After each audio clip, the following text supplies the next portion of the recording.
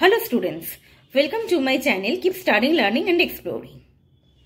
আজকে ভিডিওতে যে বিষয়টা নিয়ে আলোচনা করব সেটা হলো তোমরা যারা ক্যালকাটা ইউনিভার্সিটির জিওগ্রাফি অনার্সের 4th সেমিস্টারের স্টুডেন্ট, তোমাদের তো কিছুদিন পরে প্র্যাকটিক্যাল পরীক্ষা।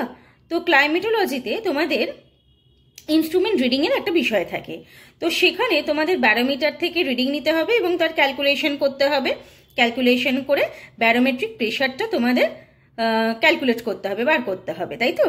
তো আমি জানি যে তোমরা নিশ্চয়ই কলেজে বা তোমাদের টিউশনে তোমরা ব্যারোমিটার থেকে কিভাবে রিডিং নেবে সেইটা তোমরা জানো, শিখে গেছো।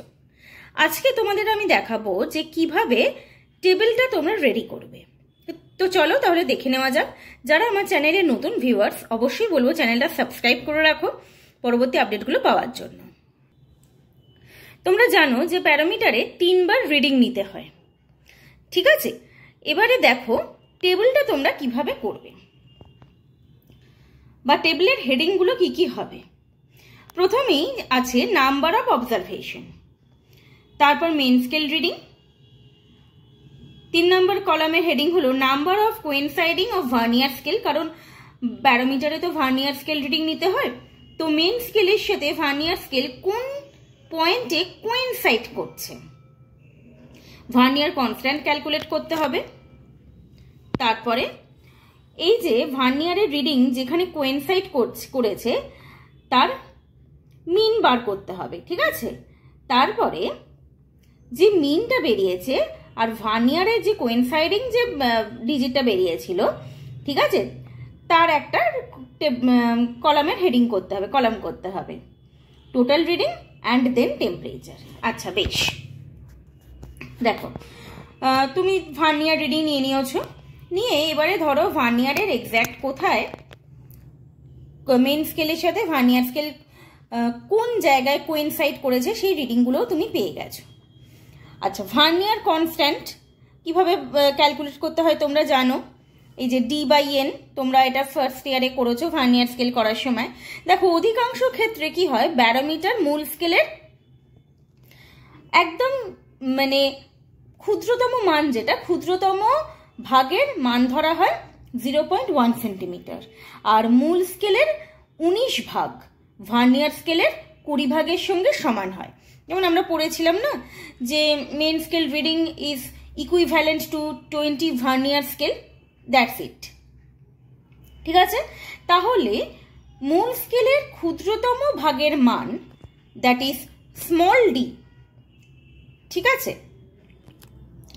স্মল ডি যদি এই যে 0.1 হয় তাহলে এন, এই যে স্মল লেটারের এন হলো ভার্নিয়ার স্কেলের 20 ভাগ, তাহলে সেটা কত হচ্ছে না 0.005।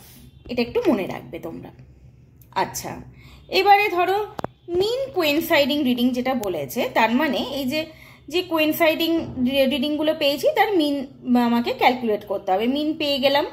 আচ্ছা, তারপরে মিন যেটা পেয়েছি তার সাথে ভার্নিয়ার কনস্ট্যান্টকে আমাকে মাল্টিপ্লাই করতে হবে, গুণ করতে হবে, করে সেই ডিজিটটাও পেয়ে গেলাম।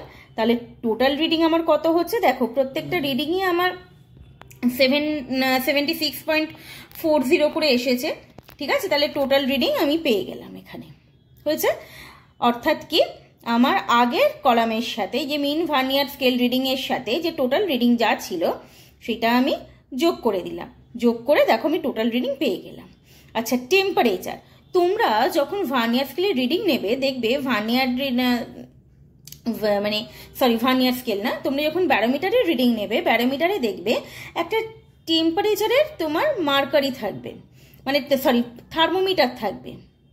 সেই থার্মোমিটার থেকে ওই পার্টিকুলার ডেটের তোমরা টেম্পারেচার পেয়ে যাবে। টেবিলটা যখন রেডি করবে টেবিলে এরকমভাবে হেডিং দেবে, place of observation, date and time, তোমার রোল নাম্বার, অ্যাডমিট কার্ডে, আর যে ইনস্ট্রুমেন্ট থেকে তুমি রিডিং নিয়েছো এটা তোমরা জানো রিডিং কিভাবে নিতে হয় আর কিভাবে টেবিল রেডি করতে হয়।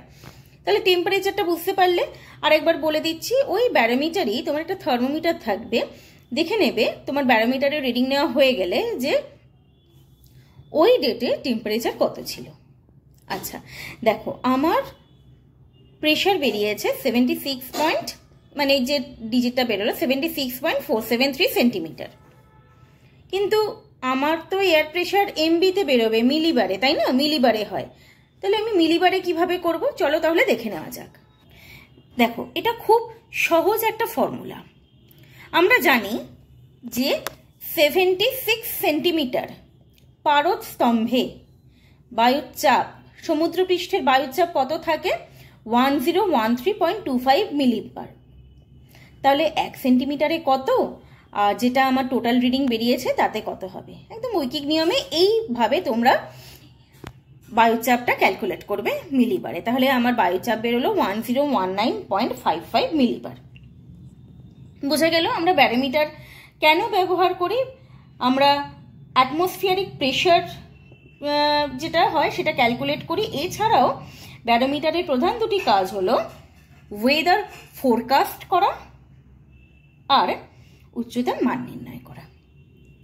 বোঝা গেল? আশা করি তোমরা বুঝতে পেরেছো। যদিও কারো ডাউট থেকে থাকে অবশ্যই আমাকে কমেন্ট করে জানিও, আমি তোমাদের বুঝিয়ে দেব।